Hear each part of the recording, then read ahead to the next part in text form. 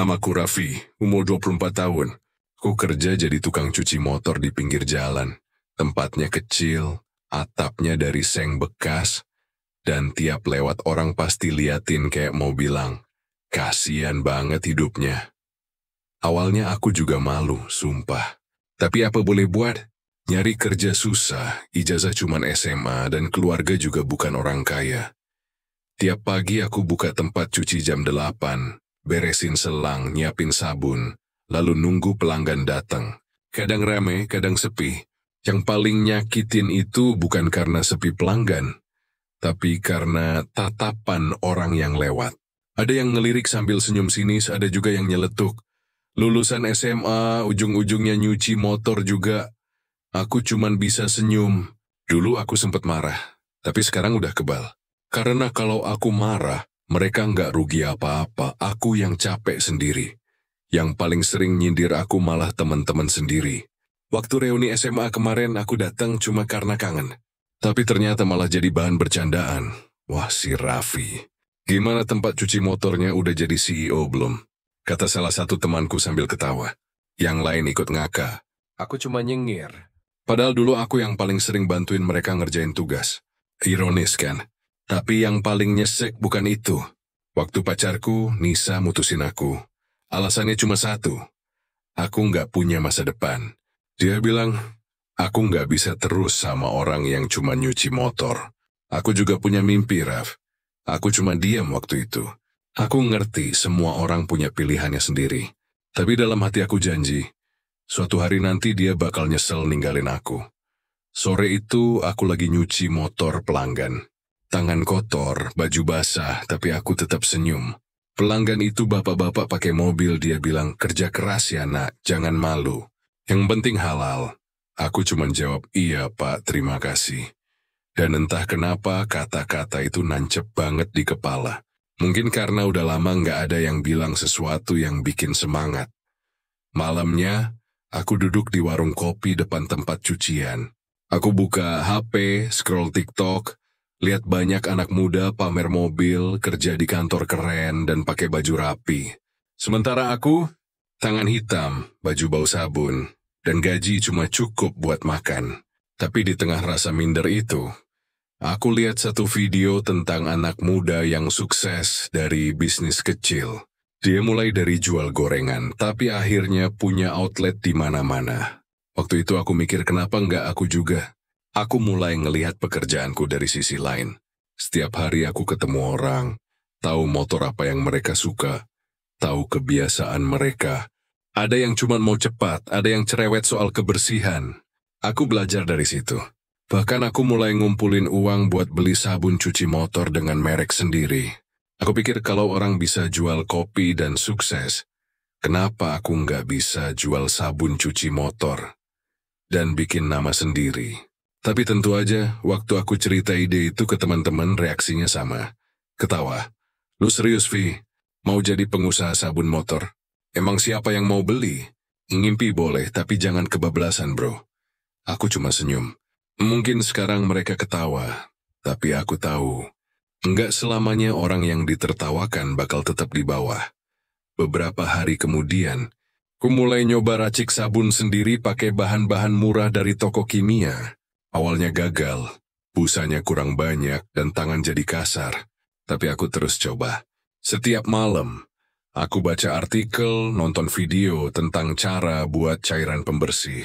Aku tulis semua di buku catatan lusuh yang selalu aku bawa kemana-mana. Buku itu isinya percobaan gagal, ide, dan doa. Suatu malam, waktu aku nyuci motor terakhir, aku ngelihat bayangan diriku di cermin spion motor. Tangan hitam, baju lusuh, tapi senyumku nggak palsu. Karena untuk pertama kalinya aku ngerasa yakin. Pekerjaan yang orang hina ini, suatu hari bakal jadi jalan buat aku bangkit. Dan malam itu, di bawah lampu jalan yang redup, aku pelan-pelan ngomong ke diri sendiri. Biar mereka ngetawain sekarang, aku cuma butuh waktu. Waktu terus jalan. Hari-hari berlalu dengan rutinitas yang sama. Nyuci motor, makan seadanya, dan pulang dengan baju basah. Kalau dipikir hidupku nggak berubah banyak. Tapi di dalam hati, Aku tahu aku lagi berproses, pelan tapi pasti. Semenjak aku punya ide buat bikin sabun cuci motor sendiri, tiap malam aku sibuk di dapur kecil rumah kontrakan. Bau bahan kimia campur sabun kadang bikin pusing, tapi aku terus saja nyoba. Tiap gagal, aku bilang ke diri sendiri, nggak apa-apa, Raf. Semua orang besar juga mulai dari gagal. 3 bulan pertama hasilnya nihil. Tapi suatu malam, akhirnya aku nemuin racikan yang pas. Busanya banyak, hasilnya bersih dan wangi jeruknya tahan lama. Ku kasih nama Clean Up Motor Wash. Tulisan tangan di botol bekas air mineral. Kelihatannya receh, tapi buatku itu karya pertama yang benar-benar bikin aku bangga. Keesokan harinya aku bawa 3 botol ke tempat cuci. Aku coba pakai sabunku sendiri buat motor pelanggan. Pas sudah selesai, bapak yang punya motor bilang, ini sabunnya beda ya. Wanginya enak, motor saya jadi kinclong banget. Ku senyum kecil, iya pak, sabun buatan sendiri. Wah, bagus. Saya mau beli 1 buat di rumah, bisa? Aku bengong sebentar, terus ngakak kecil. Serius, Pak? Ya, boleh lah. Itu pertama kalinya ada orang yang mau beli hasil tanganku. Cuma 15.000. Tapi rasanya kayak aku baru dapat proyek miliaran. Dari situ, aku mulai berani. Aku foto botol-botol sabunku pakai HP jadul. Terus aku upload ke Instagram dan grup WhatsApp warga. Aku kasih caption sederhana. Sabun cuci motor buatan sendiri. Busa banyak, wangi awet, harga rakyat. Awalnya cuma teman-teman yang nge-like, tapi seminggu kemudian mulai ada yang order. Ada bengkel kecil yang minta 5 botol, ada juga tukang cuci lain yang pengen coba. Aku kerja 2 kali lebih keras. Pagi nyuci motor, malam ngeracik sabun. Tangan lecet, punggung pegal, tapi hatiku enteng. Namun, belum sempat aku ngerasain hasilnya, omongan orang datang lagi. Sore itu, waktu aku lagi nyampurin sabun di depan tempat cucian, teman lama mampir. Dia sekarang kerja di kantor dan datang bawa mobil barunya. Dia lihat aku terus ketawa kecil.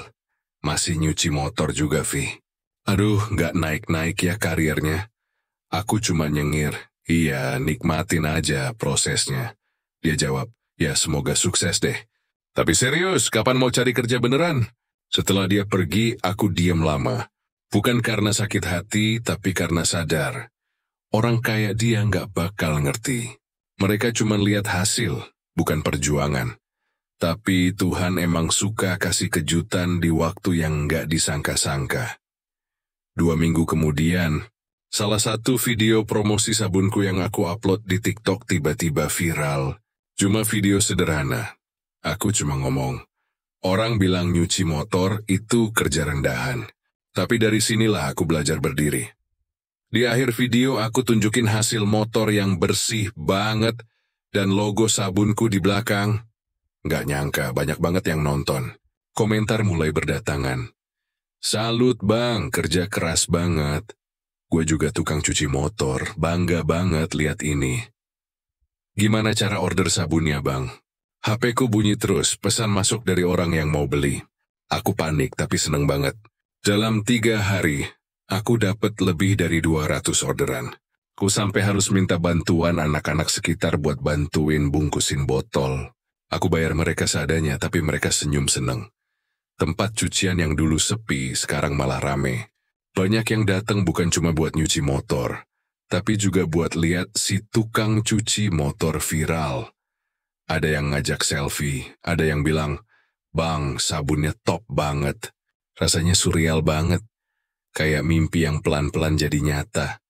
Malam itu aku pulang ke rumah kontrakan dengan badan capek, tapi hati bahagia. Aku duduk di lantai sambil ngitung uang hasil penjualan hari itu.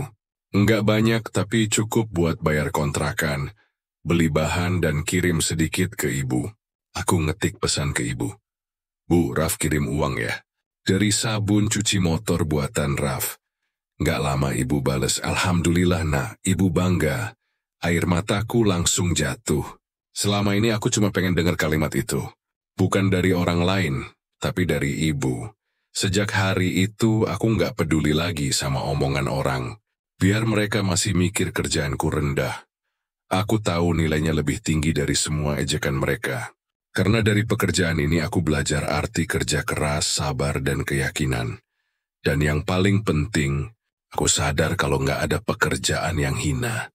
Selama itu halal dan dijalani dengan hati. Tapi aku belum tahu kalau perjalanan ini belum selesai. Karena sebentar lagi dunia bakal benar-benar berbalik. Dan semua orang yang dulu ngetawain aku, bakal nyari aku. 3 tahun berlalu sejak hari di mana semua orang menertawakanku. Aku masih ingat jelas bagaimana tetangga bilang aku buang waktu. Dan bahkan teman-teman lama menolak nongkrong denganku. Karena malu punya kenalan yang cuma jualan online. Sekarang, aku yang menatap mereka.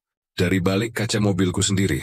Bukan untuk sombong, tapi buat ngingetin diriku. Dulu, orang yang paling diremehkan, bisa berdiri paling tinggi. Awalnya aku cuma jualan sandal dan baju lewat media sosial. 1-2 pesanan kadang malah nggak ada sama sekali. Tapi aku terus belajar. Aku perbaiki foto produknya. Aku pelajari cara promosi. Aku ikut kursus gratis di YouTube tiap malam. Sampai akhirnya usahaku mulai dikenal. Pesanan datang terus. Dari yang dulu kirim 1 paket sehari, sekarang ratusan paket tiap minggu. Sekarang aku punya tim sendiri. Ada 5 karyawan yang bantu ngurus orderan. Gudang kecil di belakang rumah. Dan bahkan 1 toko offline di pusat kota. Yang dulu ngeledek, sekarang banyak yang datang minta tips jualan. Yang dulu bilang, kerja kayak gitu nggak bakal sukses. Sekarang malah minta kerja di tempatku. Kadang aku senyum sendiri, ingat masa-masa aku diremehkan. Ternyata pekerjaan bukan soal terlihat keren atau tidak, tapi soal siapa yang mau bertahan, walau semua orang nggak percaya. Aku sadar kesuksesan bukan muncul karena nasib, tapi karena tekad buat nggak nyerah waktu orang lain udah berhenti.